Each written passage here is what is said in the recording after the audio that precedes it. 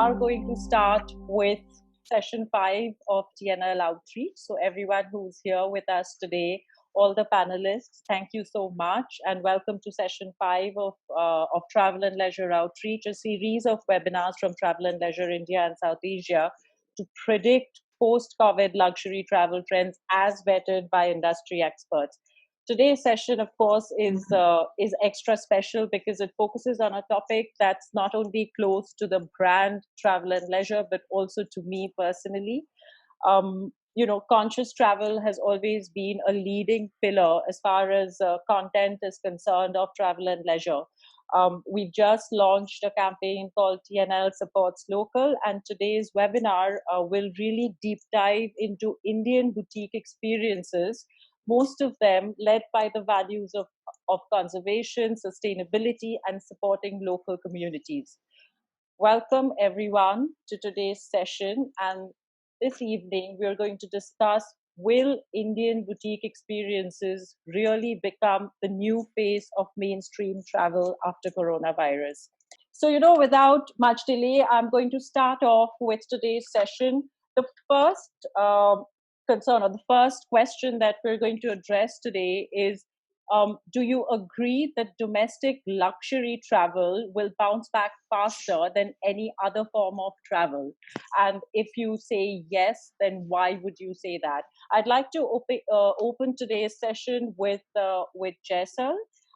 Jaisal, a little introduction. I think most of us, most people who here today know you, but for the attendees, here's a little introduction of Jaisal. Jaisal Singh, the founder and CEO of SUJA.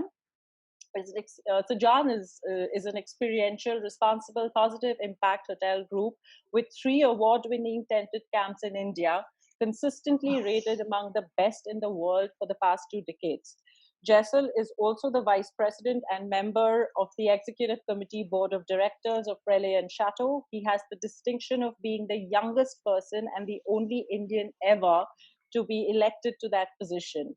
Jaisal is also a member of the Government of Rajasthan Standing Committee for Wildlife and the State Board for Wildlife, chaired by the Chief Minister of Rajasthan. He's also a member of the Executive Board of the Ranthambore Foundation, a conservation NGO that has worked to conserve Ranthambore Tiger Reserve since 1988. He's also very, very active with the philanthropic wing of his family enterprise, which is called the SNS Foundation. Besides that, Jaisal is also a prolific writer. He has authored 4 books, which include Polo in India, A Definitive History of the Sport in India, Ranthambore, The Tiger's Realm, Jawai, Land of the Leopard, and The Magical Mara, A Family Safari, published by SUJA. Thank you so very much, Jaisal, for being here with us. I'd like to start today's session, with this. I think it's a very timely question as well, especially since, we've just started what we call unlock phase 1. Do you agree that domestic travel will probably be the first to bounce back when, restrictions start easing and people actually start traveling again? Well, good evening, Aindrila. Good evening, fellow panelists. Thank you for having me, and welcome to all the viewers who've logged in. Yes, I do believe domestic travel will bounce back quicker for predominantly the obvious reason of it being easier for people to travel within a region. Long haul, obviously, we've all seen the news of disruptions in international flights. I don't see that coming back to what it was for quite a while. So I do believe domestic will bounce back. There is one concern, of course. India, we call it the Indian subcontinent with our neighbors. I believe India is more than just a country. India itself is virtually a continent. And the way it's governed with the states, that is my only cause for concern, is how people will actually cross borders. I know flights have resumed somewhat. So yeah, I do believe domestic will be much easier. It will bounce back. And I think we also have a huge amount of domestic travelers now who would have been going abroad and don't have the opportunity to. So they will be looking to discover their own country if they haven't done so already. So is that safe to say that you would predict luxury travel to take steam first? What is the kind of travel that you predict would probably kickstart, or the country will see kickstarting with? Well, my initial take would be yes, luxury might pick up a little quicker. People who are a little more affluent, who have money in the bank, and have been cooped up for many months, will look to get out and have uh, special experiences in their own country. And I also believe that especially properties that are situated outdoors and are at one with nature are sustainable and responsible and safe. I think a lot of travelers today, after the whole COVID scenario, are going to look at how safe hotels are, what their own hygiene standards are, as well as what their sustainability credentials are. So I do believe that luxury will bounce back. I do believe that uh, nature and holidays linked with nature will bounce back quicker than city travel. Great. Thank you so much, Jaisal, for your inputs. I'm going to bounce this question off now to Nikhilendra. Nikhilendra, first and foremost, thank you so much for agreeing to be a part of this panel and this session this evening. I know you don't do too many media interaction, which is why it's even more special to have you with us today. A little introduction on Nikhilendra, and who's the founder and MD of RAAS Hotels. Nikhilendra is a Jodhpur boy. He schooled at Doon in Dehradun, followed by his college in St. Stephen's here in Delhi. He had started a travel and events company called Natural Mystic South Asia with his school friend, with a focus on inbound tourism, curating destination events and weddings, including Liz Hurley and Arun Nair's very lavish wedding in Jodhpur. For those who did not know, Nikhilendra is the person who did that very, very iconic wedding. But Nikhilendra really dreamed of opening a boutique hotel in Jodhpur. In 2007, he found the ideal land at the foot of the Mehrangarh Fort. The vision was to build a boutique hotel that preserved the Rajput heritage. In 2009, RAAS Jodhpur was a reality. In 2015, RAAS took over the iconic Palace Hotel Devigar near Udaipur. Then in 2019, RAAS took over Chhatrasagar, a glamping project on the banks of a reservoir.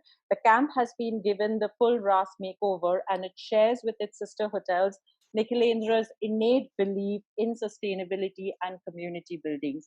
Nikhilendra, thank you so much once again for being a part of this session. What do you think? What is your take? Do you agree that luxury domestic travel will probably see steam first when it comes to travel in general, in a post-COVID era? Thank you for having me on the show webinar. I kind of agree with Jaisal. Uh, Usually don't agree, but we agree on this. I think domestic travel is going to be the first to pick up for many of the obvious reasons he said. Accessibility. I think a lot of people are going to want to take off their, uh, destination. A lot of us who have wanted to travel in India haven't, and we've been lured in different parts of the world. But we might well start wanting to tick those boxes off now. I think driving holidays are definitely going to be popular now. You want to be in your own car, own whatever standards you set for hygiene standards you set for yourself and your family. I think the highways in India are fantastic. You'll want to drive around. As Jaisal said, it's a concern for all of us at the moment, how India handles the whole virus situation. To see, as of yesterday, we've been allowed to open. But realistically, I'm thinking July, August, we should start seeing some movement. I don't know what my other panelists would say about that. But I think domestic travel pilgrimages are a big important part of Indian travel. So I see that happening in Rajasthan, South India, wherever, in the Himalayas. So I think we can all agree domestic tourism will open. I'm not so sure about luxury travel. Let's see what you don't really get a complete sense. Right now, we haven't started receiving too many booking requests, firm booking requests and all that. So as we go along, I think we'll get a little more sense what people are really thinking. And I think webinars like yours will help us, hoteliers, also to just get a sense of what really going on in people's minds. I think the two key takeaways from what I could gather is, number one, you're saying that road trips would definitely see a spike, or would see possibly more takers, and probably spiritual travel around India might just bounce back sooner than anything else. That's quite interesting. I'm going to divert this question now to Manvendra. Manvendra, thank you so much for being here. A little introduction to Manvendra Singh Shekhawat. Manvendra is the managing director of the MRS Group, which operates luxury boutique hotels Suryagarh in Jaisalmer and Narendra Bhawan in Bikaner, respectively. Both the hotels believe in heritage conservation, storytelling, design, ecological restoration, and social entrepreneurship, and really take the path less traveled. Their NGO, I Love Jaisalmer, was responsible for launching Jaisalmer's largest cleanliness and conservation drive, while Suryagarh Jaisalmer, on the gateway to the Thar Desert, offers unsurpassable antiquity and raw natural beauty. Narendra Bhavan Bikaner retells the story of the last reigning Maharaja of Bikaner, His Highness Narendra Singh. Set in an urban landscape, this residence today is an independent design hotel and possesses a one-of-a-kind legacy. Recently, MRS also took over the Mary Budden estate in Windsor as of March 2020. Thank you, Manavendra, for being here with us today. What would be your take? Do you really think that luxury travel would probably see the first takers? Would you agree with that? What's your point of view? Thank you, and I'm honored to be part of this panel. Most of you I've always admired before I started off my hotel journey. Um, yes, I do think that domestic travel and of that luxury travel will be the first one to bounce back. Uh, the reasons for this are obvious, as mentioned by Jaisal ji and Nikhilendra ji. Uh, if you see what's happening in the 13-14 day window that they opened in Greece and Portugal and Spain, the spike in tickets, people buying tickets to these destinations within their travel corridors or for these destinations, they almost got back to between 60 to 80% of their usual period last year. Uh, and it's a proof of the pudding that domestic travel is bouncing back. People are willing to travel. What COVID will not be able to change is the human need for connection and the quest for exploration, both of which travel provides. So it's a matter of opportunity, which if you have some disposable income and you are not completely shattered by the economic mayhem that this disease is contributing to, and because we have been locked up for so long, you would want to travel. Domestic travel bubbles, corridors, drivable distances, all the things that they have mentioned. So yes, I do agree that domestic travel is going to bounce back in the interest of everyone. Okay. My next question actually is directly related to boutique experiences and, to boutique properties, really. And my question here is, as boutique property custodians, as the brand custodians, how will boutique experiences be at an advantage? Because, of course, physical distancing, social distancing, whichever way, that's really going to be the new norm in a post-COVID era, right? How would you see yourselves placed as opposed to maybe larger hotels with larger, spaces and bigger spaces, which would probably be the need of the hour, and that's what travelers would possibly seek out.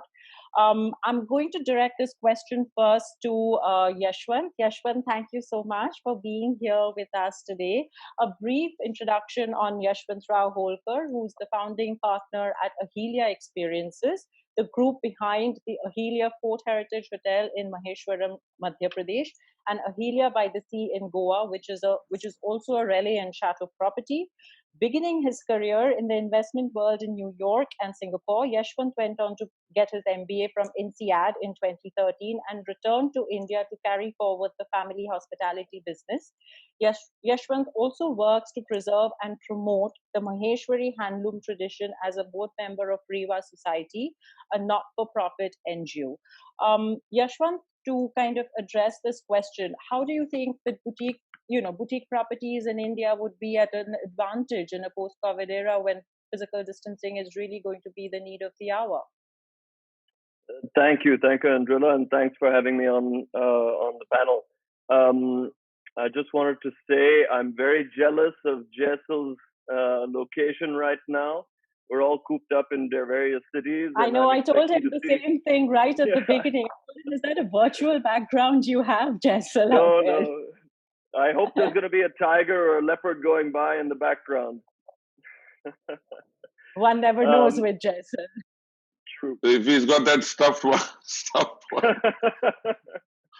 I left that with I've seen it there. I've seen it there once before. But coming to your question, Aindrila, I think how boutique hotels can offer a different experience relative to what some of the larger chains and larger brands. In my mind, it all comes down to personalized and customized, and private. I think that it's a lot easier for a hotel that has 20 or 30 rooms to really engage with you, understand what the guest is looking for, and create an experience as to that guest's standards, that guest's family's expectations. I think there's a huge pent-up demand of people who want to get out of wherever they are, get out to someplace beautiful, but be in a safe environment.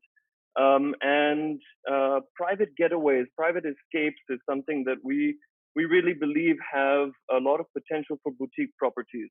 To be able to come and take over the entire space with your family, as the Canadians call double bubble, bring two families together, and get some quality time outside of the confines of the flat or home that you've been in.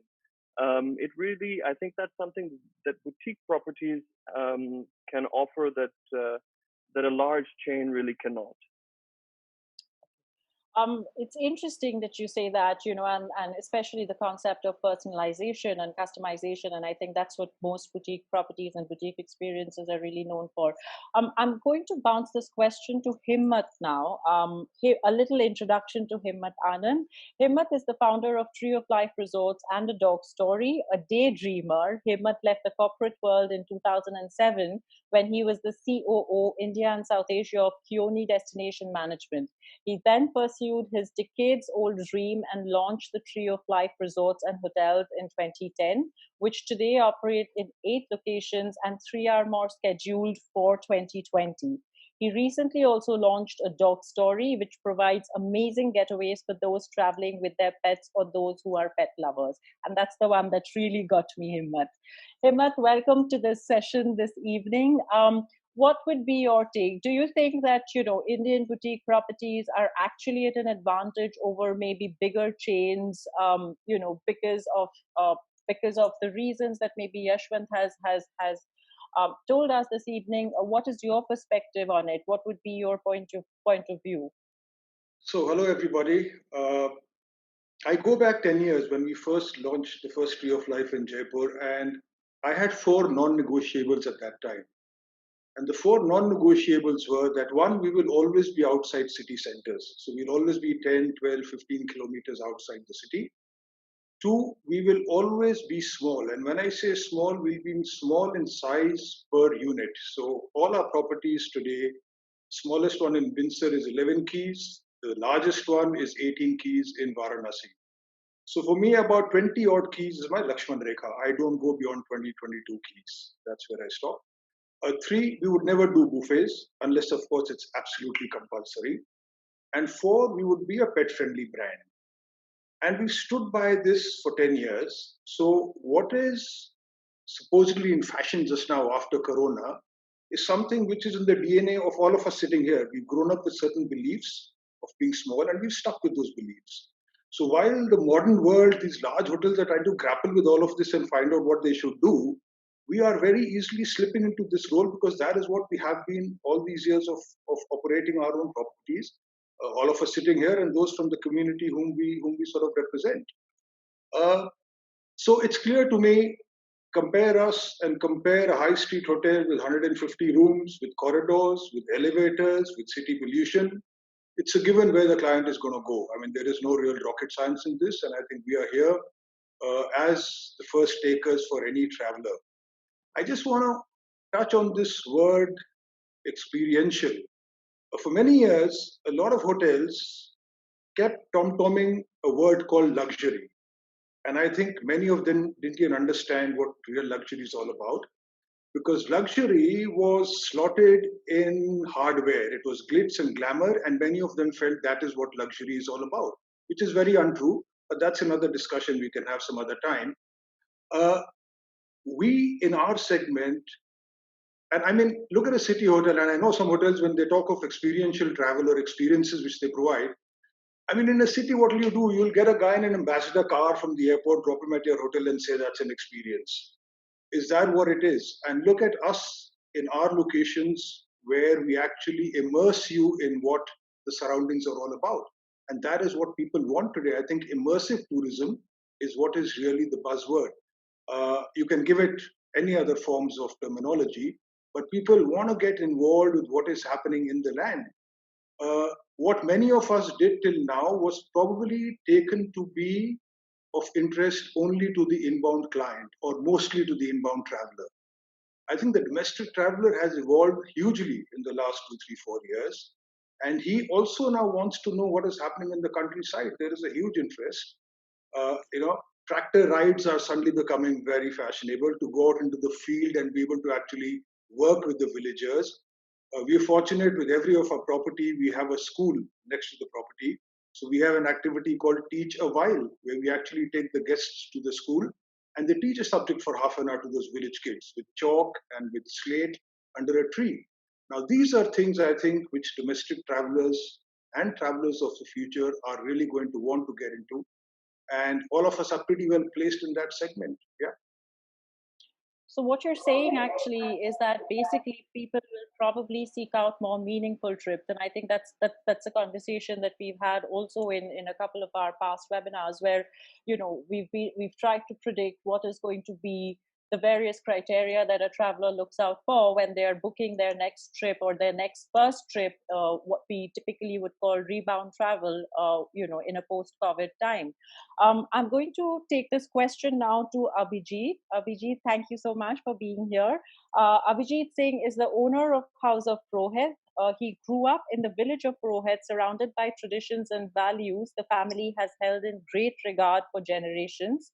Inspired by his grandmother, Avijit developed an early love for cuisine and hospitality, and his fondest childhood memories are those of helping his family host their numerous guests at Rohetgarh.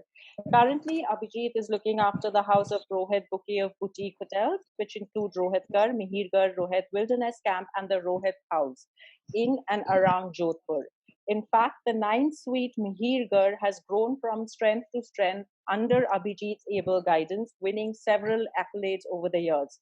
He has also been a part of the creative force driving the opening of the brand new the Rohet House in Jaipur, in Jodhpur city, the family's first city property. So it's interesting now to hear your point because just now Himmat was talking about how most of these boutique experiences are away from the city, and now you have a property in your umbrella which is right in the heart of the city. So what would be your take, with a question like this, that as boutique property custodians, do you think that you're at an advantage vis-a-vis larger chains and larger hotel groups? Thank you, Aindrila. Thank you for having me on, and good evening to everyone.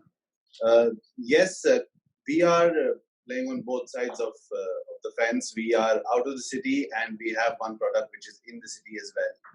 But our core belief has always been to create something that isolates our guest from the outside world as best as possible. So even with the Rohet House, when we are in the city, we create a kind of oasis within the city where they need not have any elements or interactions with what is outside. For example, in the Rohet House, we don't welcome any person inside who is not a resident at the property. And speaking the same with other properties, with Rohetgarh, Mihirgarh, and our camp, they are you couldn't possibly be more isolated. To the extent from Mihirgarh, when you stand on the third floor terrace, you can't see a light 360 degrees at night. So nothing is getting there, especially not the COVID. And as far as experiences go, I agree with both Yeshwant and Mr. Anand. There are two factors. First, the personalization that boutique properties offer, big chains possibly cannot, because our greatest strength is our low number of keys. With lesser people and more hands-on approach, lesser people to serve and a more hands-on approach that we have, we can offer a greatest level of personalization and a more interactive experience for our guests, which at the end of the day is a lot more meaningful than a fancy bottle of champagne or a luxury car picking you up from the airport. Which you also serve. Which, yeah, that is besides the point. That is a prerequisite now. I am talking about what we can do better. And of course, as Mr. Anand said, it is true that a major chunk of, I'm sure, all of our properties does cater to the inbound traveler. But the Indian traveler is a lot more travel literate now, I would use that word. And they are able to appreciate properties which don't focus as much on the hardware and aren't so much the cookie cutter 5-star city rooms that you find, but more care about sustainability, the environment, their location, and their special services and the history and culture of the place they are in. So that is what makes us special, even though we might be doing different things in all our places. It is because we are different, we are unique. Nikhilendra, what do you think about this? Do you agree? I know that this is a topic that's close to you. How do you see Indian boutique hotels, being at maybe at an advantage or at an upper hand when it comes to travel post-COVID, when you compare it with maybe larger chains? I think we're smaller. We're smaller units. Most of us are in some way personally involved. Even though we have general managers and all, we're quite hands-on in running our hotels. So I think being smaller, we have the advantage of being able to maneuver quickly, adapt to the. It's an evolving situation. I don't think it's all of us know what to expect. It's a constantly evolving situation. So we're smaller units. Though we have ample space in our hotels, I don't think that's an issue. I mean, Suryagarh or Jaisal's camps or Himmat's place or Rohet, we all have there's ample space. I don't think that's an issue. But I think, in fact, that will be a huge advantage. Suryagarh has about thousands of acres of rewilded land. So leave aside that, I think we'll just be able. We're smaller units, lesser rooms. We can adapt quicker. Most of us have never really, even on the largest RAAS hotel has 40 rooms. So we cater to about, say, 80 guests at a time, which might not have 80 guests at one time now. So that's the practical side of it. I think in the sense of experiences, we will be able to offer more, specialized, more personalized sort of experiences. Someone might want to do something with cooking. Someone might want to do a nice bird walking evening walk. All the sort of things. Nathdwara is very close to Devigarh. So I think a lot of people will. That's why I was thinking of the sort of pilgrimages people will want to go to. It's been a strange time for everybody. It's been we've all been confined, a lot of time to think. So I think outdoors, of course, that's not only boutique hotels, but we do have a lot of space around our hotels. Yeah, so I think generally, I think definitely boutique hotels will. Travel was already moving in that trend. This might probably now hasten it a little bit more. Fast track it a little bit. Yeah, It's interesting that you say that. And, the next issue that we're going to address right now, I think is something that a lot of travelers would want to ask and have been asking us as well, actually. A lot of our readers have sent in this query over a period of time. And that is, are we going to see a difference in pricing or in offers for travelers in post-COVID, especially, when it comes to luxury boutique experiences? Because, of course, there is a certain, there is a certain price benchmark that each of these experiences come with. I'm going to first bounce this question to Shoba. Shoba, thank you so much for being patient. And as I say that, you're one of the bravest ladies I know. Besides being, of course, a Travel and Leisure India South Asia's on the advisory A-list board for 2019, 2020. A little bit more on Shoba Mohan. She's the founder of Rare India. Providence led Shoba to the arena of travel, and the travel industry thereafter became her oyster for the next 28 years. Working in various capacities as copywriter to operations, sales, and marketing in a timeshare company, to conference marketing, and from inbound domestic travel to experiential travel, she has laid her hands in everything until she found her mojo. Pioneering boutique hotel brands under Rare India, promoting the largest curated collection of owner-owned lodges, retreats, palace hotels, and glam camps.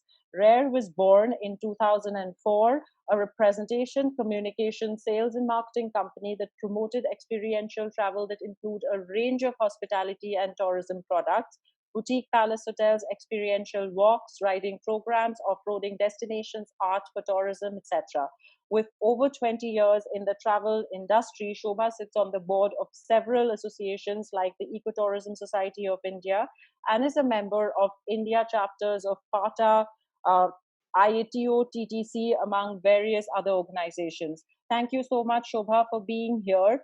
When it comes to, really pricing and offers, I think that's going to be a key question among consumers and travelers in general.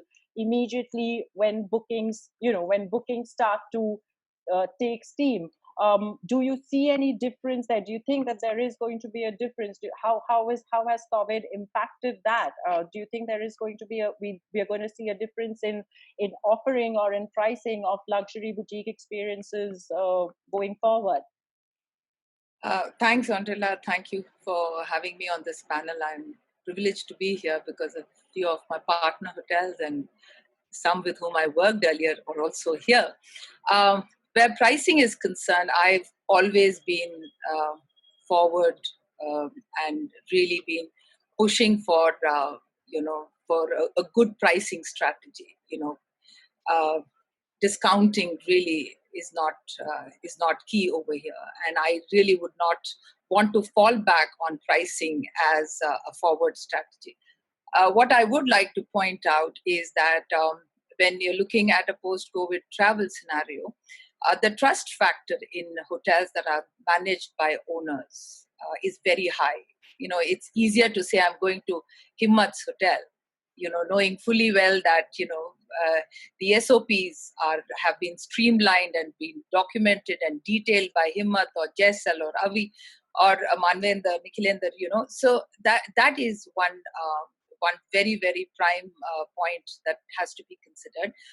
Secondly, everybody, both on the hoteliers side and also on the tour operators side, people are actually looking at value adds more than actual discounting. And I think when we are going to be looking at post-COVID travel and we want to push forward for the experiences that we are promoting, cutting down on prices is not going to be a great idea. And I really wouldn't recommend that. However, things like very flexible cancellation policy, flexible booking terms, for instance, value adds like allowing people to, book clusters and then giving a favored pricing for long stay.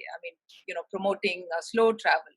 These are the kind of ideas which I think will promote a very strong pricing policy. That is in my opinion.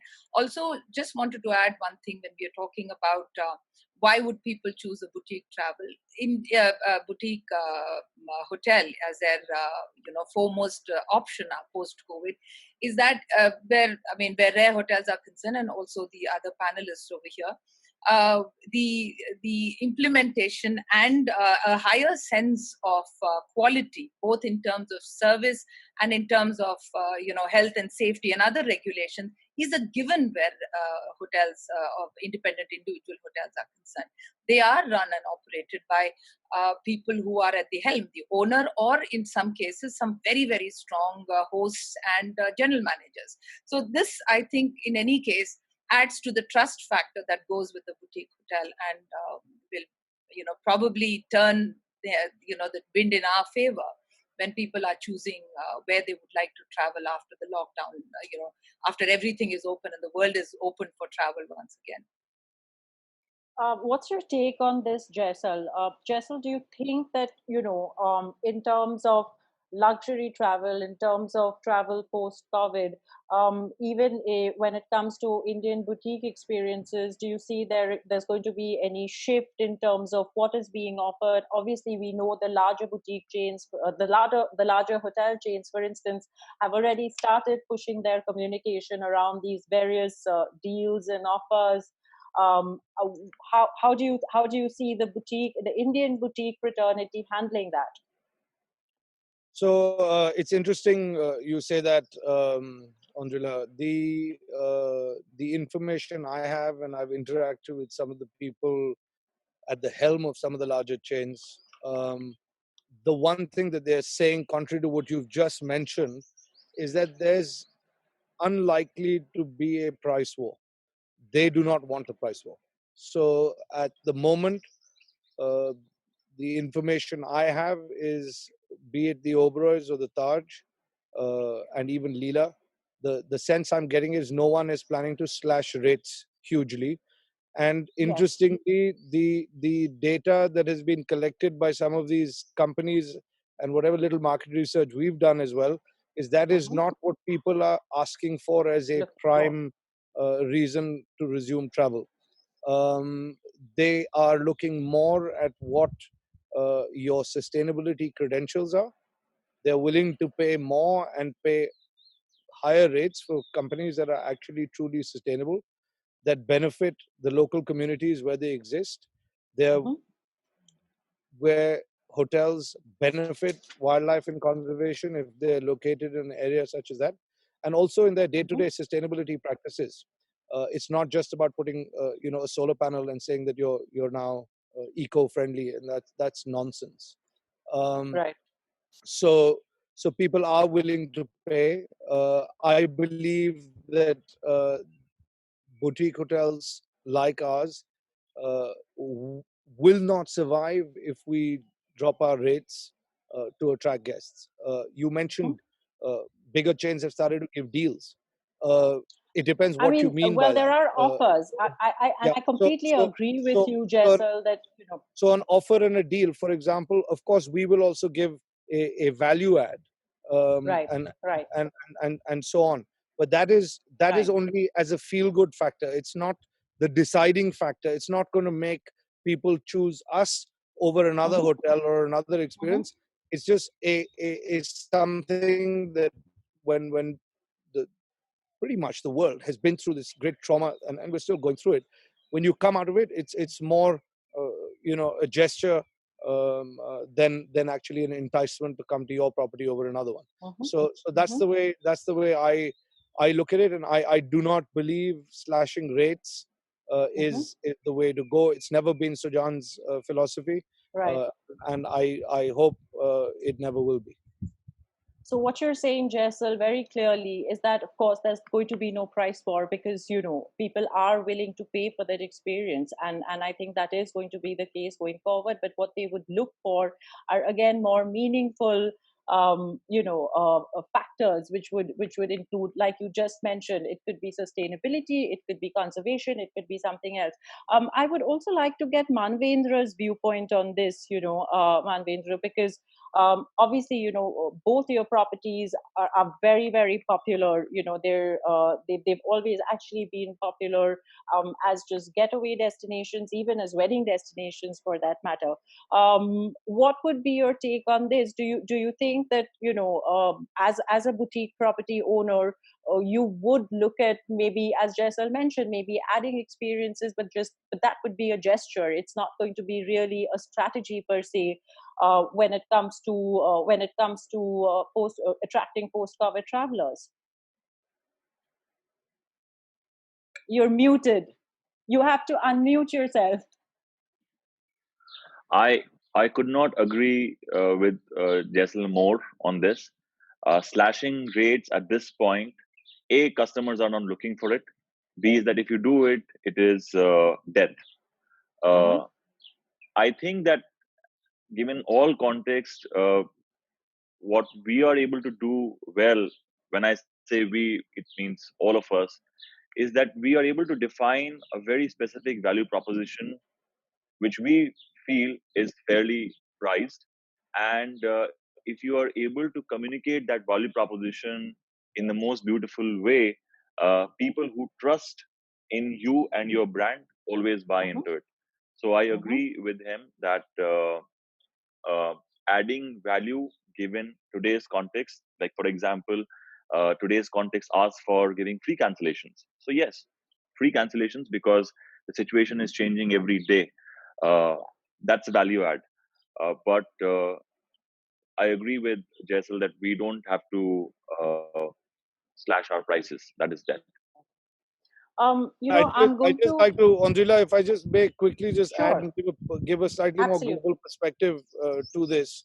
Um, if you look at what the African operators are doing, okay, and if you look at what certain hotels in our sort of genre and even in Europe are doing, not many of them are slashing rates. The actual the well-heeled, well-entrenched, responsible operators are continuing as is, especially in Africa.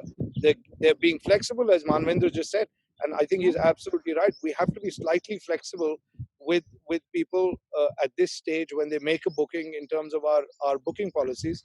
It is a double-edged sword though, because our hotels have such small inventories and their locations are such, and I speak for everyone here, I'm sure. Uh, if someone cancels a week before, the chances of us being able to fill that room, even for Nikhilendra, who's in a city in Jodhpur, in the heart of the walled city, or even Avijit in Jodhpur, is not that easy, because Right. the type of hotel we are, we don't get walk-ins. People don't decide 1 minute before. Uh, though lead times may reduce, uh, it would be unfair for our travel partners to try and push us for flexible rates past flexible policies past a point, because we'll never be able to fill those rooms.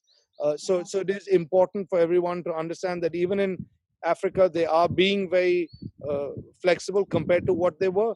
but not to a point where, your cancellation policy says 1 week before you can cancel.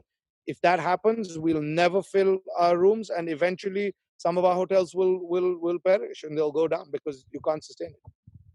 It's very interesting. I know Himmat has a point of view. You raised your hand, Himmat. Yeah, I just want to come in because I come from a very different thought process to what is being said, and I think each of us will, of course, map our own journey forward.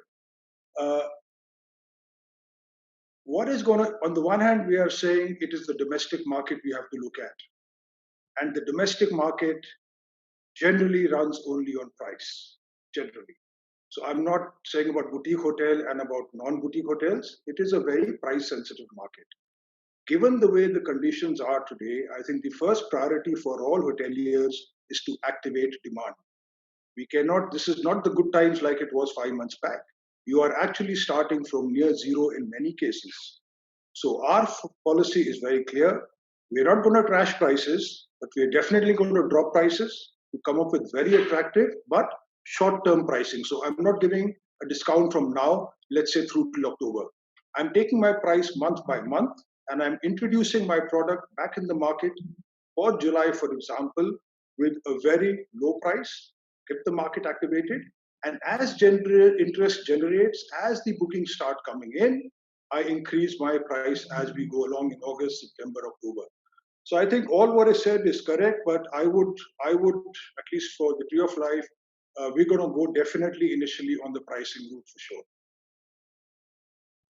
Well, Aindrila, there will be many points of view here, and none of them are right or wrong. Okay, so that is something important for everyone who's logged in to understand. At our price point, where our yield is just short of ₹1,00,000 a night on average for the year, 26% of my guests are Indian travelers. So it doesn't, and from India, I'm not counting NRIs. So I do not believe that India is purely a price sensitive market. It might be a price sensitive market at certain bands, but with our room inventories, we're not looking at such huge numbers. And as a result, there is business at a higher rate in India to be had as well. Yeah, Aindrila, if I can just chime in here on this point as well. Sure. I think this really is another factor that differentiates the large group hotels versus the properties like ours. A price war happens when you have something that's a commodity. And with all due respect to some of the larger chains, a room at one chain is pretty much the same as a room in another chain. When you stay at Nixu's properties, when you stay at Avijit's properties, when you stay at Jaisal's properties, when you stay at any of these properties, you're getting an experience. An experience, you can be sensitive to somebody's economic situation. We're all suffering these today. The entire economy is suffering.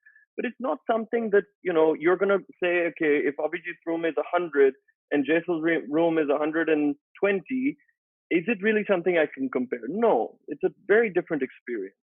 So while our approach here is definitely to be mindful of people's economic reality and to make sure that we deliver excellent value, it's not a situation where any of us, if we start saying that we're going to start cutting our rates by 40% or 50%, it really translates one to the other. It just doesn't work like that, in my view. I think I agree, and I think as Jaisal also said, it's really going to be on a case-to-case basis as well going forward. Okay, I'm going to go to another area which I think is very, very relevant for us. Because there's a lot of talk around meaningful travel and how it's all about vocal for local, especially now. Traditionally, of course, most boutique properties have always involved local communities and local produce worked around conservation and sustainability. I mean, that's a given. It's the core with most of the boutique experiences in India. How do you see the demand supply chain really maintaining and sustaining itself in a post-COVID era? I would first like to, maybe Yeshwant, you can address this question first, and then I'll go on to the other panelists. Sure. So let me see if I've understood the question correctly. What you're talking about is really the local communities that our hotels operate in, right? And how we support that. You used a term earlier, which was rebound travel. And Right. I feel strongly there's a big space for rebuild travel. Our country has gone through a tragedy and devastation that we've not seen in a lifetime, you know? Mhm. And each of our hotels, every single one of these properties, does so much for the community it operates in, whether it's wildlife, whether it's arts, whether it's health and safety. Each of us are doing a lot. And our guests are a big part of that. Tourism is a big part of that.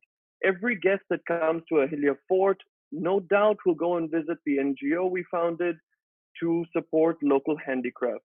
No doubt will buy textiles.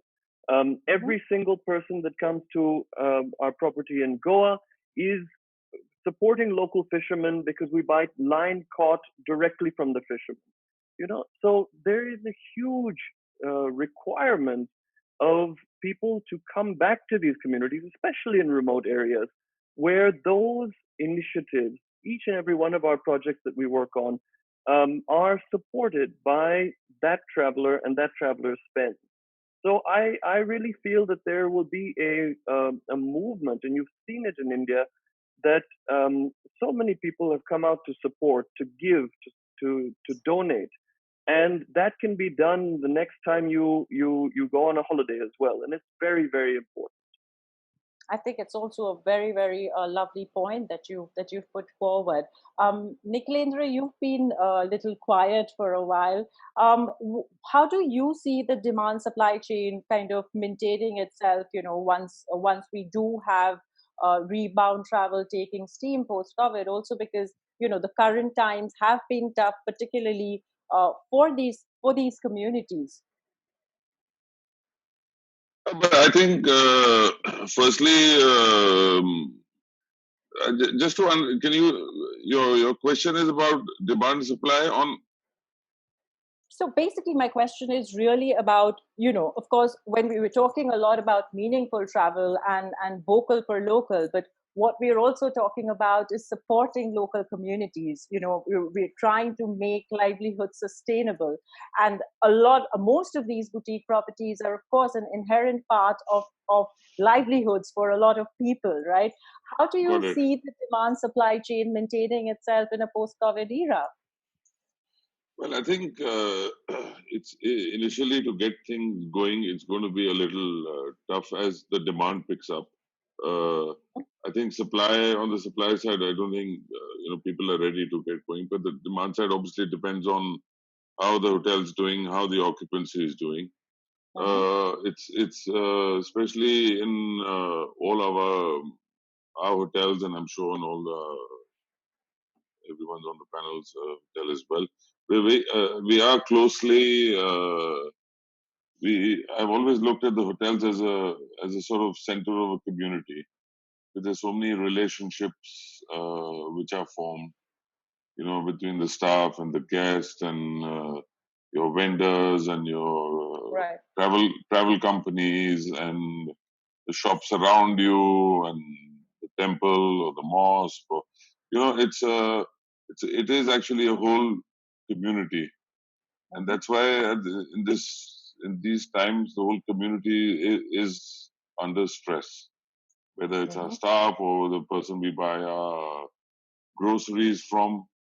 And when I started RAAS, I was very conscious about the fact that I wanted to create a whole a sort of this environment around RAAS, and that it didn't stand out as just a luxury hotel. So that, and I asked all our team to try and source and buy as much as possible from around us. So we had our grocery suppliers. He had a small store. We asked him if he could scale up things, which he did. From a few smaller buildings, he started supplying us all year round, which was great. So it also, it was very good for the hotel as well to knit ourselves into the fabric of our surroundings. So I think, but to answer your question, I mean, a lot is going to be linked to the success of, how a lot is resting on how we tackle this problem. So at Chhattisgarh, where we are out in the village, again, we are employing a lot of people from the village. In Devigarh, we have a lot of people from the village. We were doing a lot of, things like cleaning up our step wells and sponsoring a small school. All this will get affected. But I hope, we'll all have to ride the storm and see how it goes. I hope that answers your question. Yes, I think what Yeshwant said, I think it's also going to be the responsibility of us as travelers, right? When we choose to travel, where we travel, why are we doing it? And I think that is one of the key questions that needs to be asked today. My next question is again very, very traveler specific. What kind of experiences do you think travelers will be really looking out for? And by this, I mean, whether it's going to be maybe wildlife experiences, heritage stays, wellness getaways. From your experience, I know all of you come from, versatile offerings. Each of your properties, is very unique in their own ways. But if you were to give us, some insights in terms of trends, what do you predict travelers would be looking for in terms of the kind of experiences? What would they be? I'd like to address this question first to Avijit. Avijit, what do you think? What is your point of view? So of course, we all offer very different experiences, unique experiences in all our properties across the country, catering to different kinds of travelers, be it wildlife, be it wellness, be it history and heritage, be it art and culture, be it culinary. It doesn't matter. I think the main thing that our travelers will be looking for, the domestic traveler to begin with, and then the international traveler as well in the near future, is an experience where they can do it exclusively. They want their own space, they want their own privacy, and they want enough kind of a sense of security around them, where they have enough social distancing experiences, I can call them. It doesn't matter what they're doing, even if they're on the wildlife safari or they're on a heritage walk or if they're doing a culinary experience. Doesn't matter what, as long as they have a sense of security around them. Even for staying in properties, of course, as Shoba mentioned earlier, slow travel is going to be the new trend. People aren't going to be destination hopping as much as they were.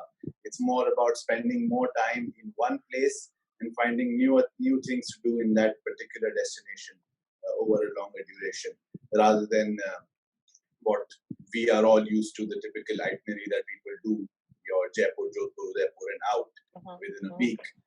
Why not spend a week in Jaipur or a week in Jodhpur or outside the cities even, and experience in depth that destination?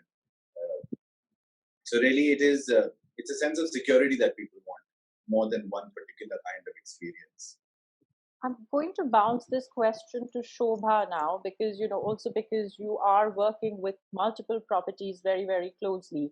Do you see any kind of trend? I know Nikhilendra earlier in the conversation did mention about spiritual travel, where people would possibly look out for destinations, which basically give a sort of a spiritual trail. What is your take? Aindrila, thank you. Actually, it's very difficult to point out a trend. One of the first things that will happen is you want to head out to the closest drivable destination that you will be allowed to go to, right? If you take that as your first 3-month opening, so which means whether you're close to a wildlife place, you'll probably head there. If you're close to a wellness place, you'll probably head there. But I also think what we have to consider and not lose the opportunity post COVID is that this is our opportunity to actually to influence traveler mindset. Right, travel has always been about something else than what actually is out there. Right now, if you want to look at post-COVID travel and you want to promote destinations which are offbeat, which are safe, which are owner managed, and which also impact the community, wouldn't you want to think about why you would want to travel and who the final beneficiary of your travel is?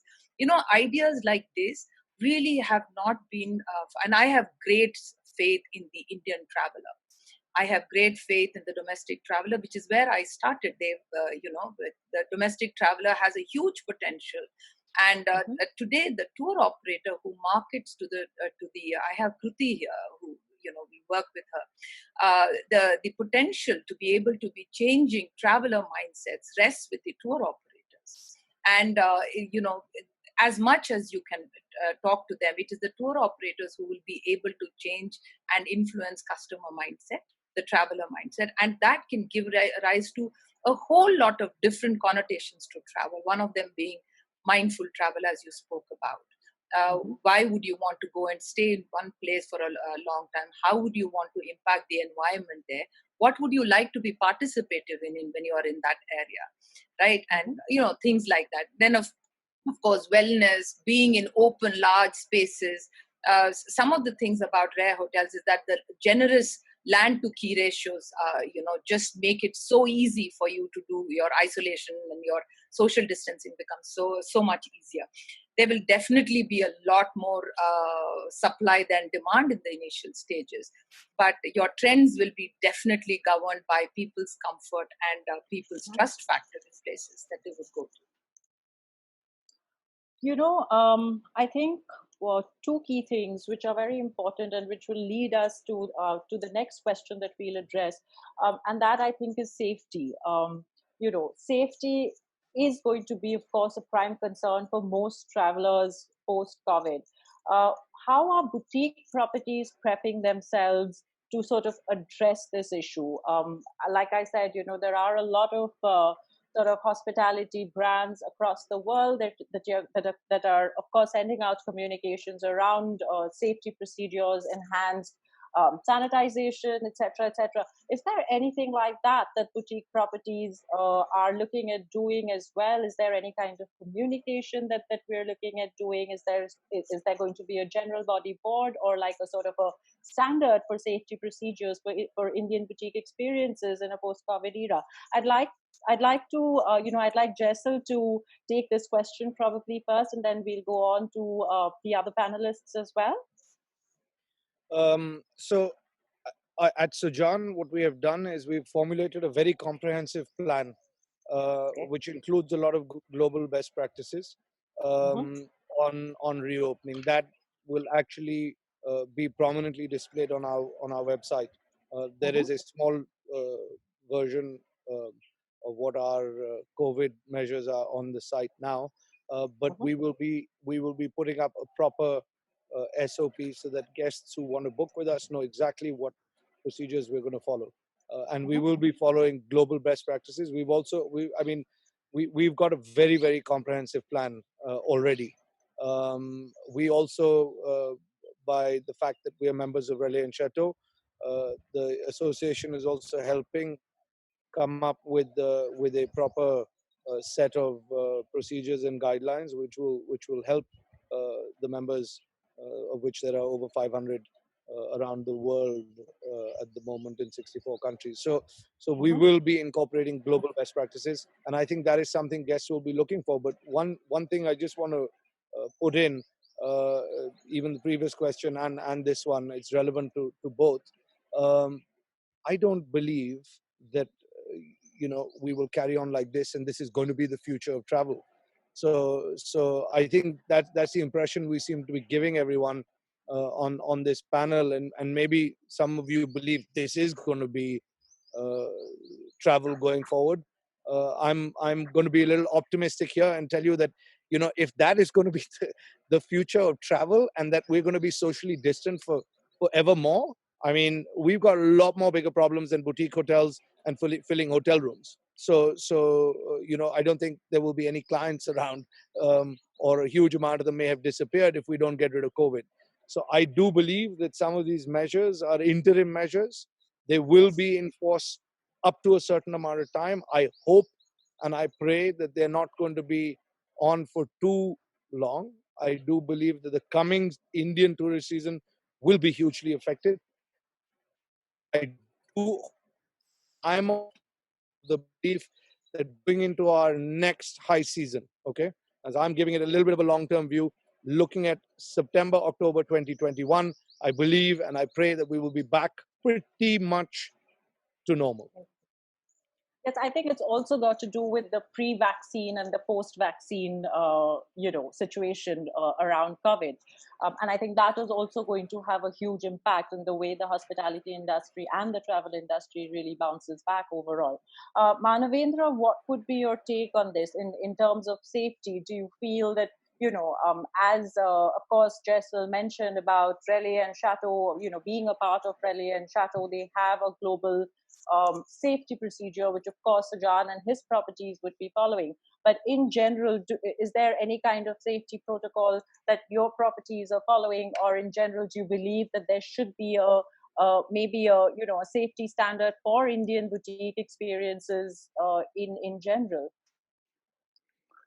I guess, as Shoba mentioned, that our properties have one of the largest key to our area ratios.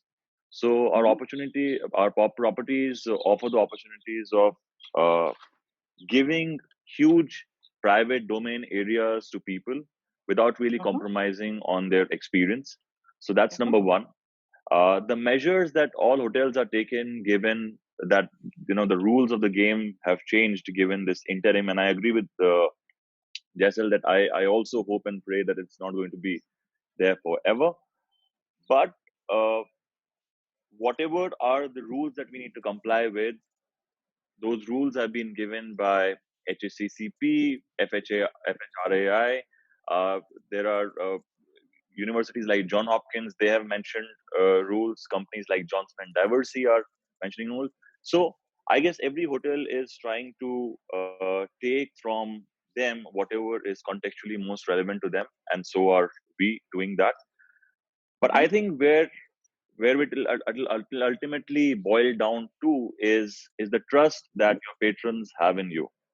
That as a boutique operator, the hallmark of luxury, the hallmark of running boutique operations is that guest safety, your greatest consideration is your guest comfort and safety.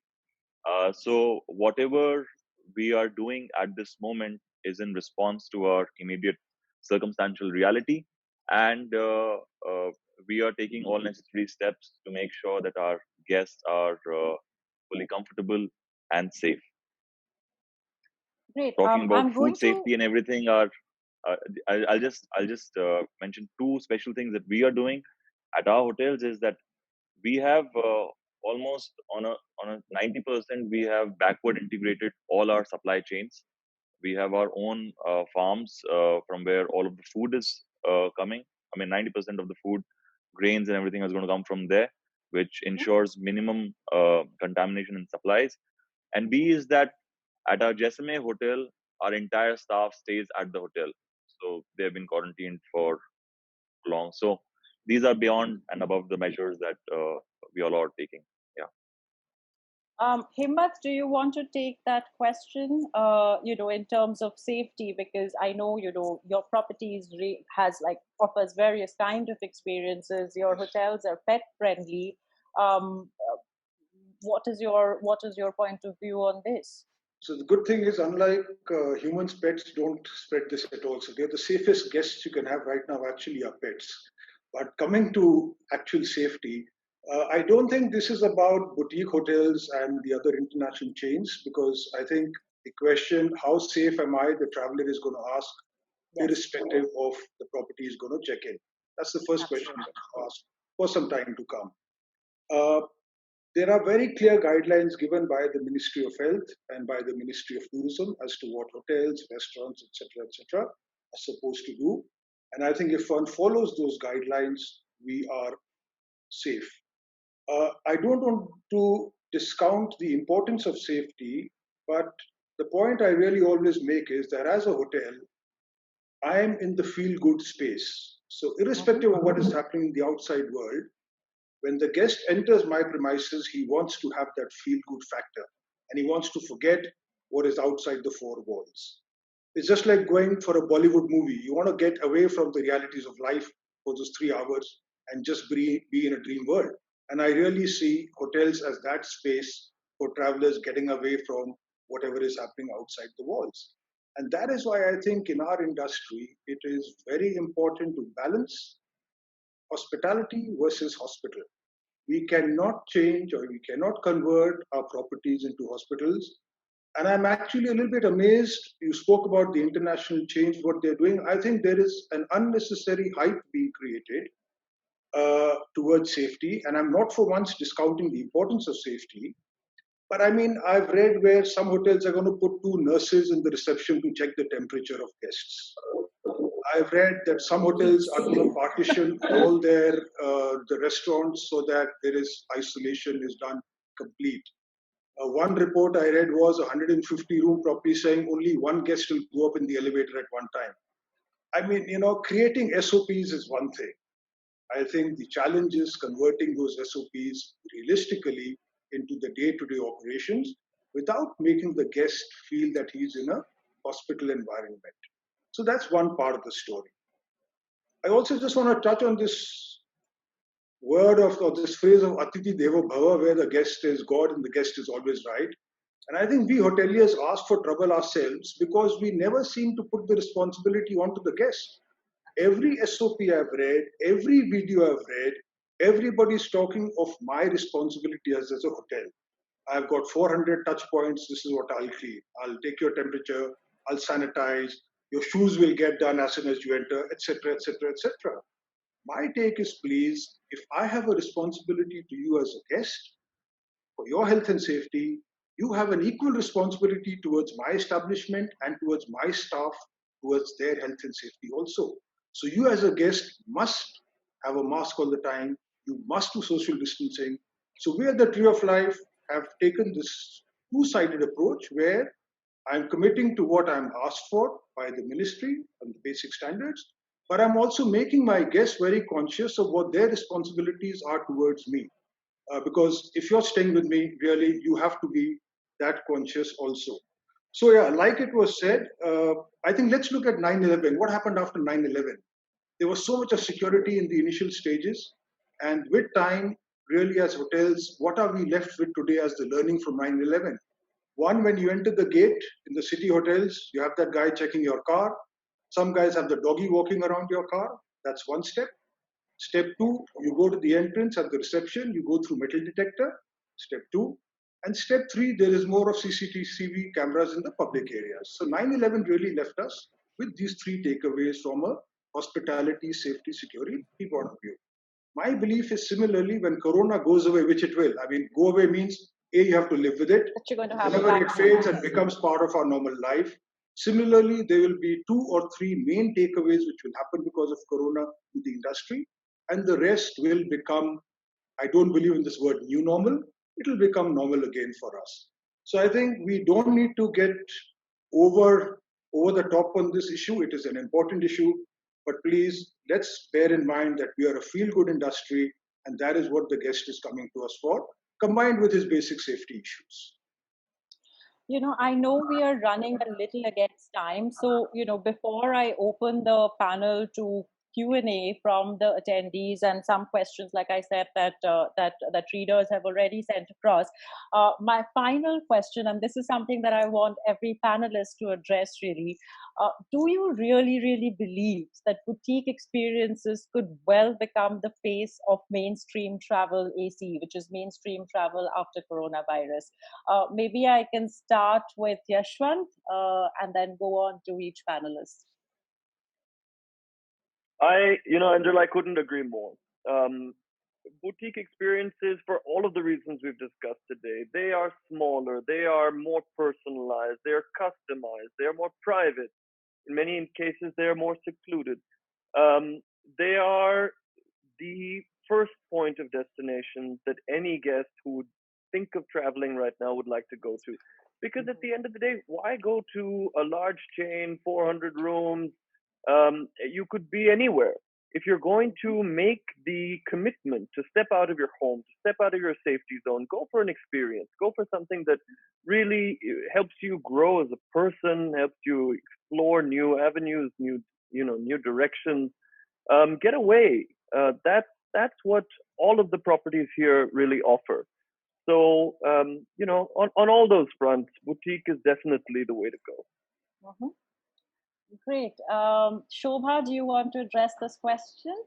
Yeah, I mean, wishful thinking. I'd really love for it to become, to become the immediate go-to for everybody. But like all markets, like all products, like all industries, everybody has his and her, inclination towards a certain kind of property, or what they visualize as luxury, or what for them, would mean going away from home to experience, a wonderful destination. That said, yes, there will be a lot more popularity. Not only from the travelers' side, I also see a lot of interest from the tour operators, especially the domestic tour operators who are, I field questions, I do webinars in their offices all the time, even in the large companies who are, moving over to include domestic tourism in their offerings, right? So I think there will be a lot more popularity. There will also be a lot more interest in these kind of places. But if it is going to become mainstream, I'm not too sure, and I hope it really doesn't become mainstream, because the quality, that wonderful element of surprise and that wonderful element of experience and intimacy that a boutique hotel offers, that needs to stay. I mean, that needs to be. That is why we charge a premium. That is why we are where we are.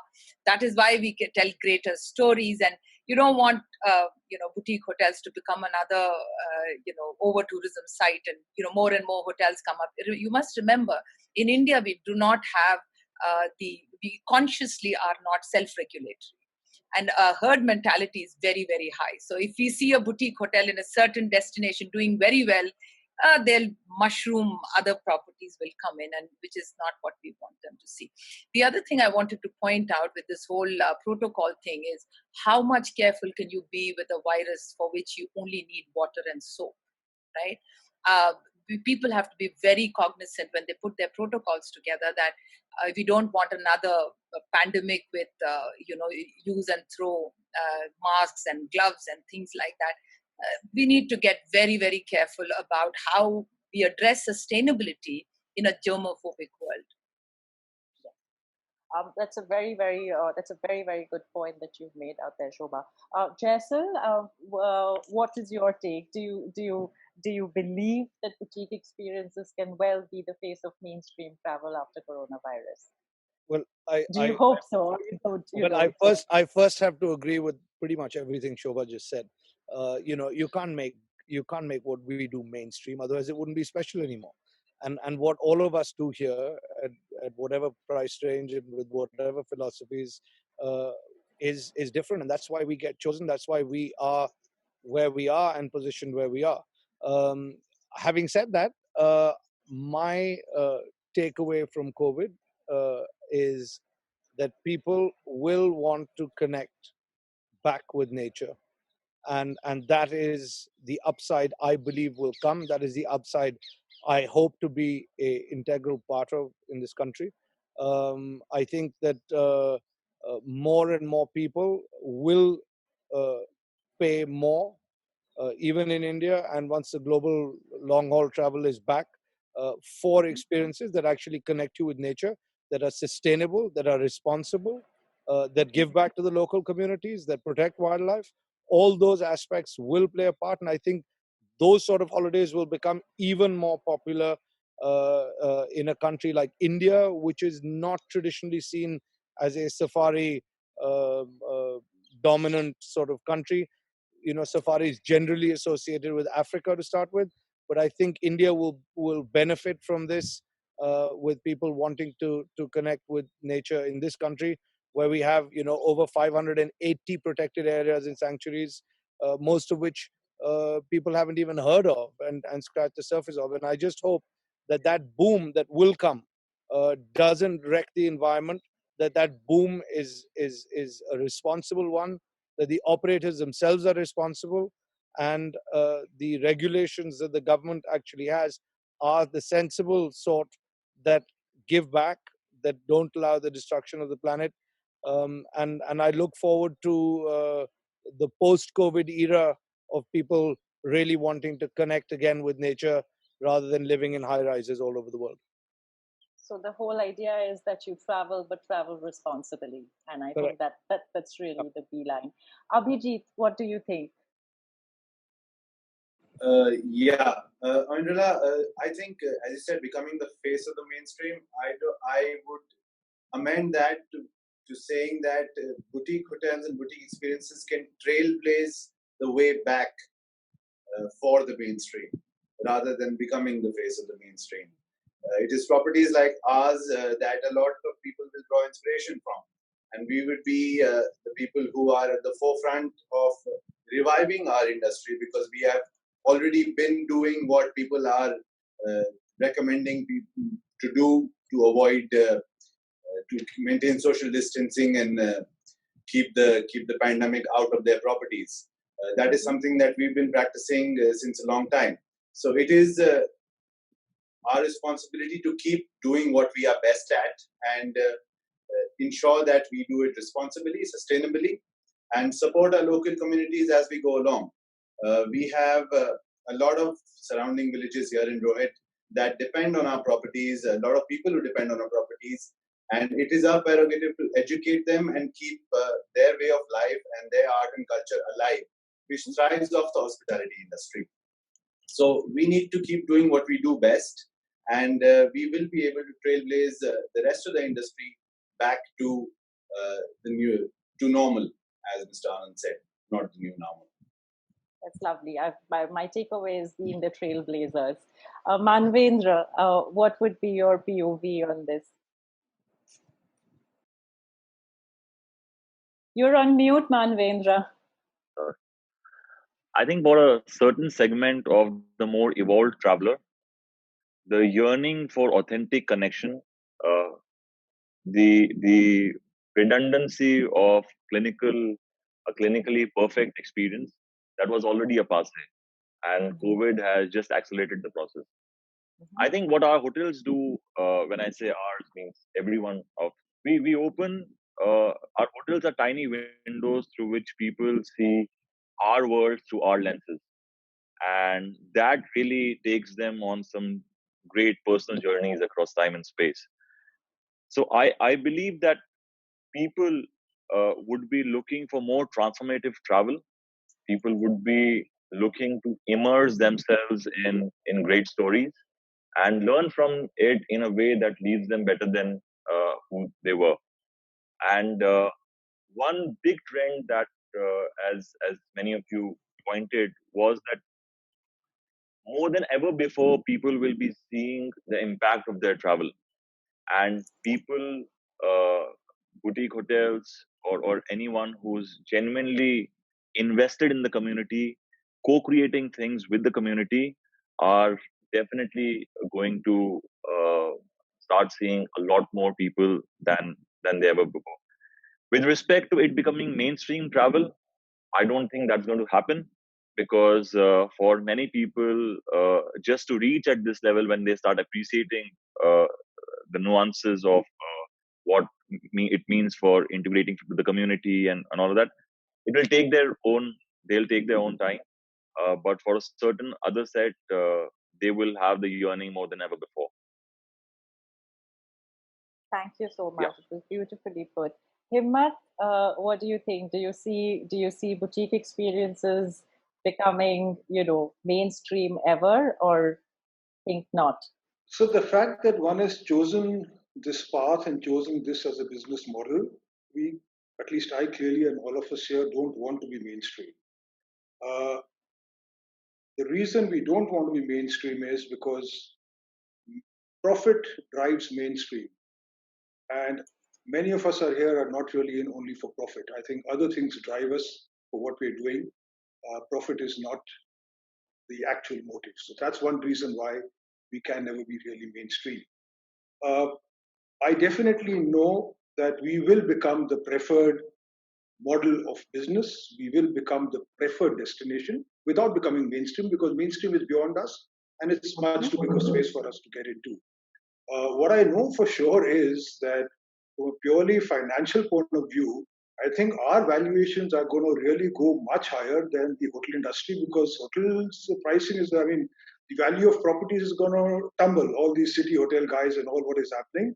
But whereas we people who are in the space we are in, I am positively sure that the valuation of our businesses is actually going to go up. So I'm looking at it from another point of view rather than just being in this. Uh, Hats off to people like you, publications like you, who actually give guys like us the platform, because if you really see, most of the seminars is really done with all the big daddies. And I mean no offense, but that's the reality, and that's mainstream. It is nice to see once in a while where we are on this common platform speaking to like-minded people. And I think these big daddies are going to be given a run for their money in the next few months, in the next few years to come. Thank you so much, Himmat. And you know why we do this is because we love it, and it all stems really from passion. Nikhilendra, what is your take on this? You know, do you think? Of course, I've heard various versions. It could be trailblazer. It could be not typically mainstream, but maybe it could be, you know, a forerunner of sorts. But what is your take on this topic? Do you Uh, see? Do you see?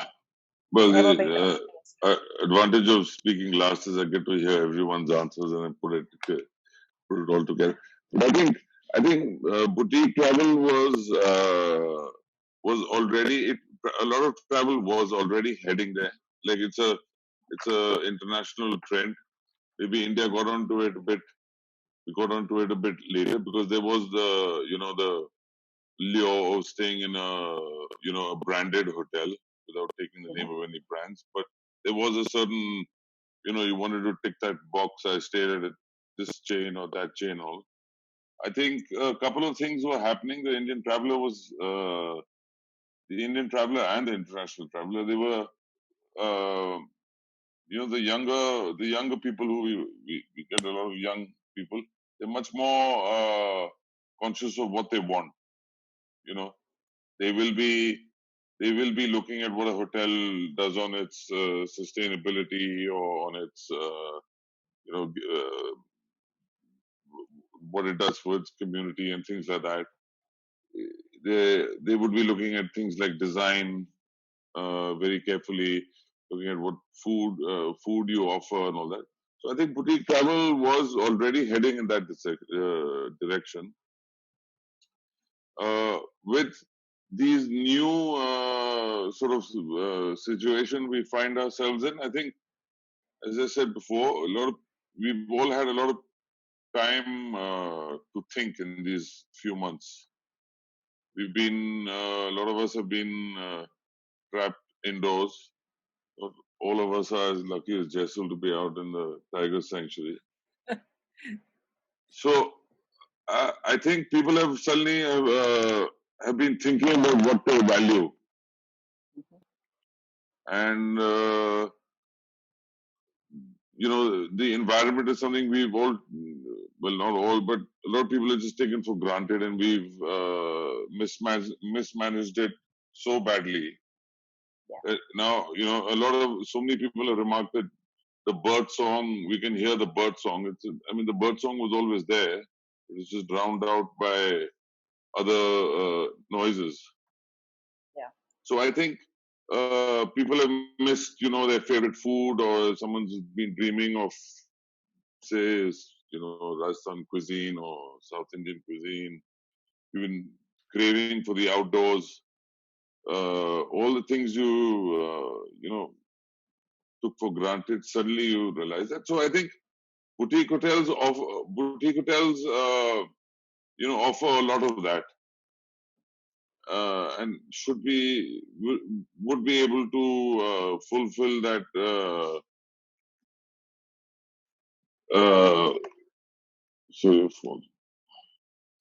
fulfill those dreams of yours.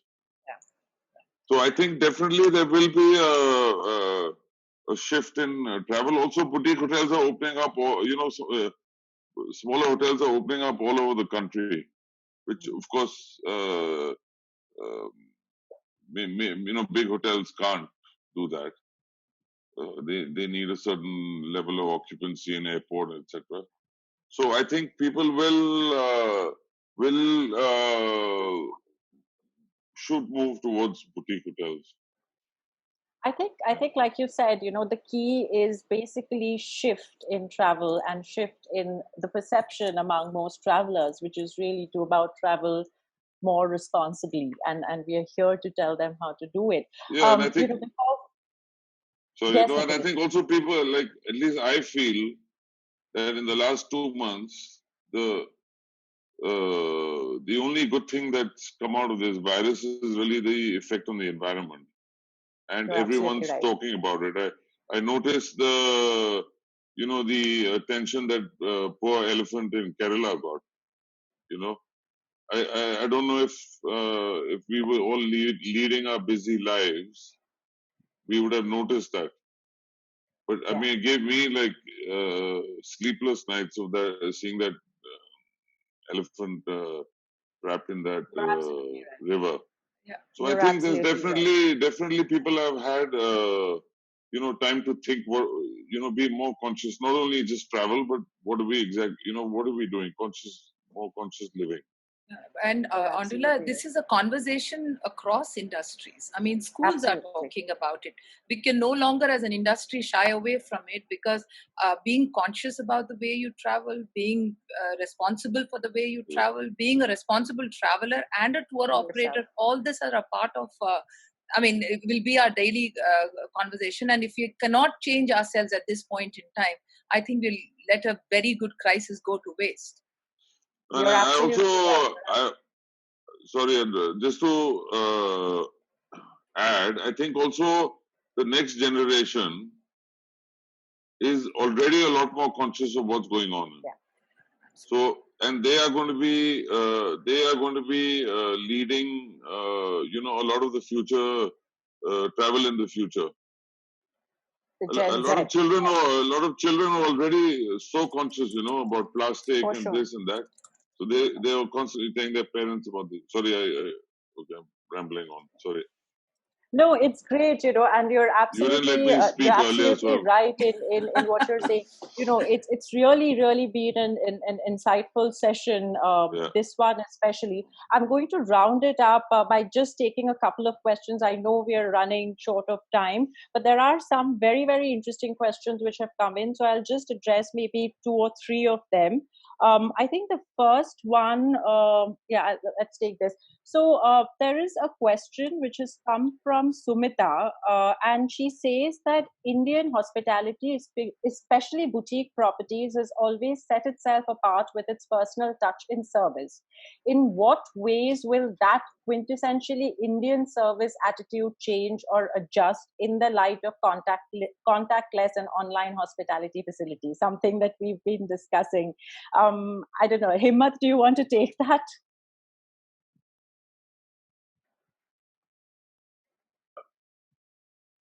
Sorry, yes.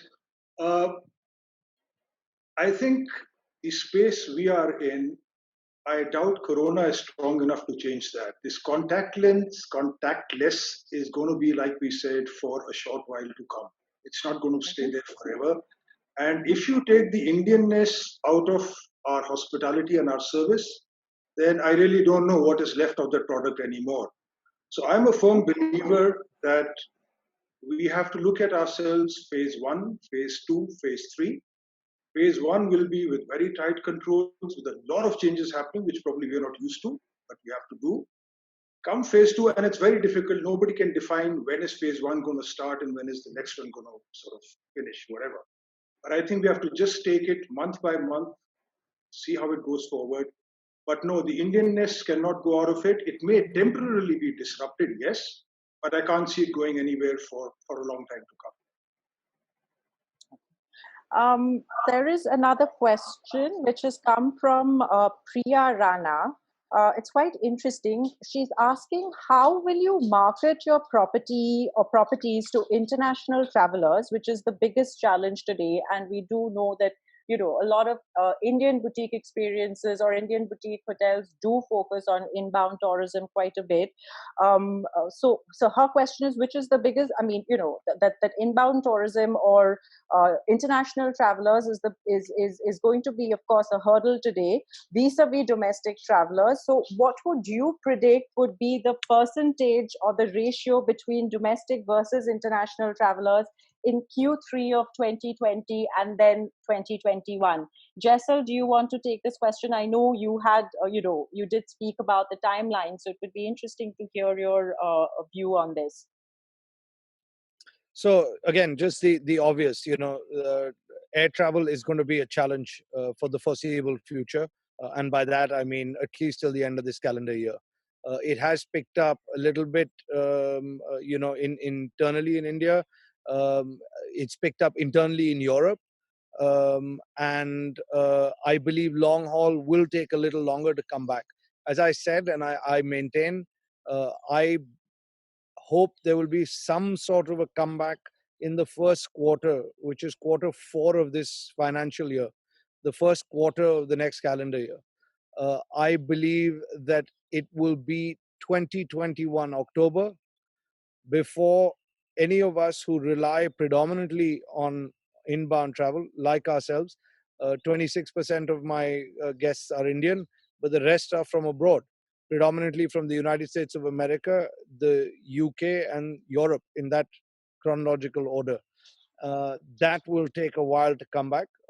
It's going to be very painful. Let's be under no illusions till that happens for all of us. Even if we are able to pivot to domestic travel, those of us who rely heavily with the percentages I just mentioned on foreign travel will feel the pain until till long haul air travel returns to some level of normalcy. So it is going to be a reasonably long runway before we are able to come back.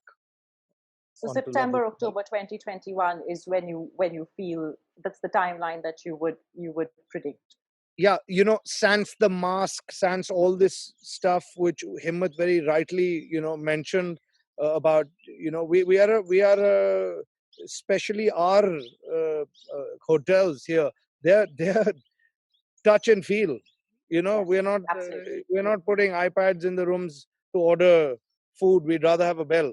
So and give extra employment. So for us, it will be 2021 October before we are really back. I'll take just 2 more questions. I think this question, I think Manvendra, you can take this question because it's quite interesting and it might be very relevant for you. So this question has come from Ritu Soni, and she says some of the boutique properties are in huge demand for destination weddings.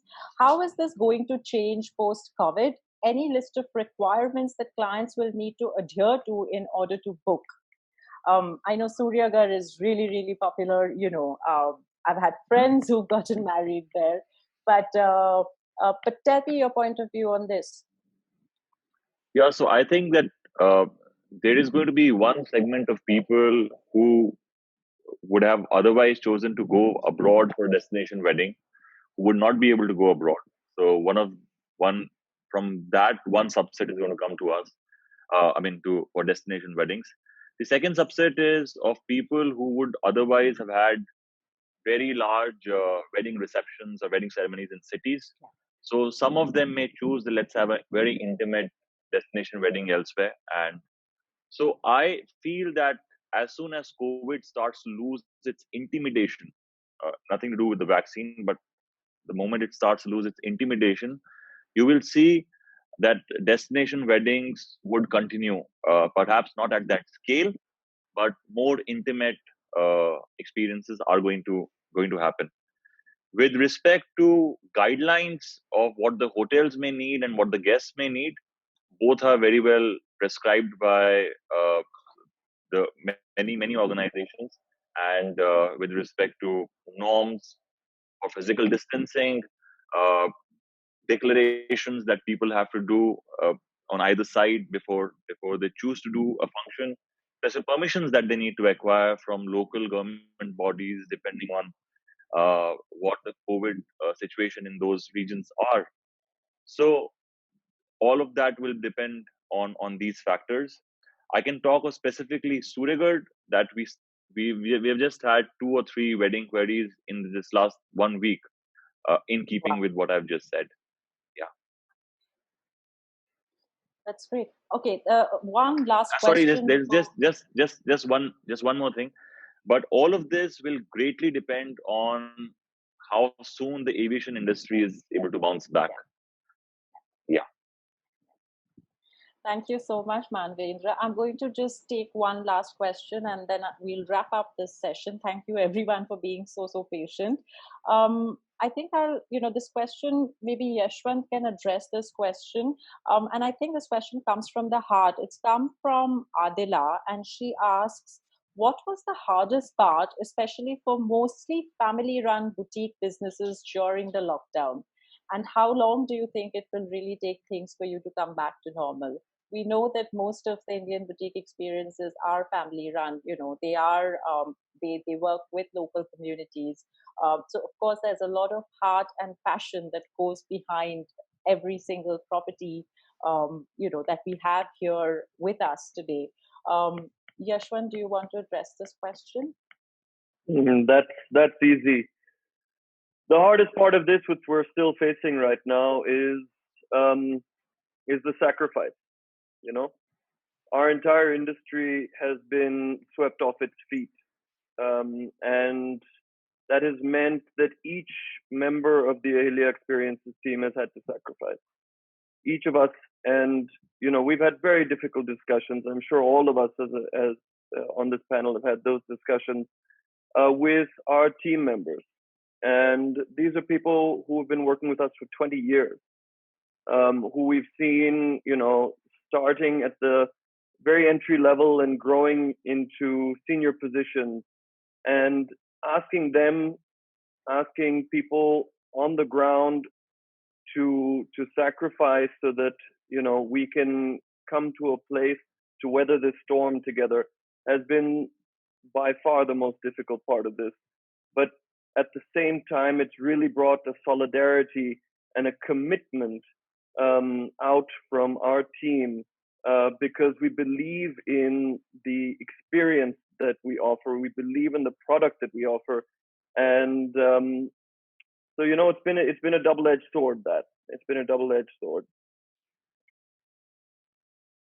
Thank you so much, Yeshwant. I'm going to wrap up this webinar now. Thank you so very much, each one of you, to agree to be a part of the session and to have you with us.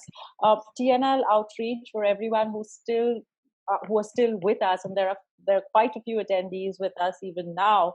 TNL Outreach, the Luxury Travel Trend Report is 2021 is going to be out as early as next week. So please stay tuned to the Travel and Leisure Instagram and Facebook pages. We're going to have the Travel Trend Report as vetted by industry experts. We've had over 30 experts in the last 4.5 weeks coming on board and sharing their insights. Thank you so much to all the panelists today to be a part of the session. And I really, really look forward to meeting you, hopefully in person, very, very soon. Until then, take care, stay safe. Ciao, ciao. Thank Thank you. you. Thank you. Thank you.